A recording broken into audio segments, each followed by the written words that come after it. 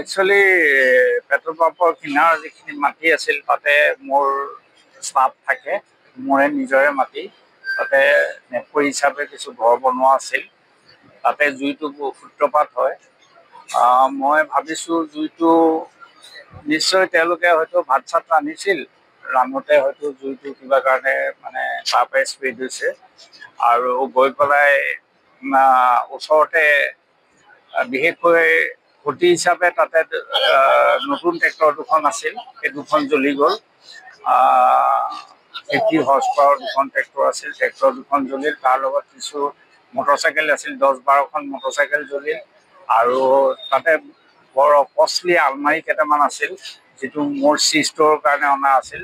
এটা মানে গুদামৰ নিচিনা বস্তু আছিল, তাত জুইটো লাগিল।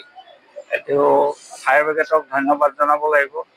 আৰু মোৰো হয়তো ভাগ্য ভাল, যাৰ কাৰণে আজি ভয়ানক মানে এটা বিপদৰ পৰা মই ৰক্ষা পৰিলোঁ। যদিও মোৰ ফাইনেন্সিয়েলি হয়তো 2 কোটিমান টকা লষ্ট হ'ল,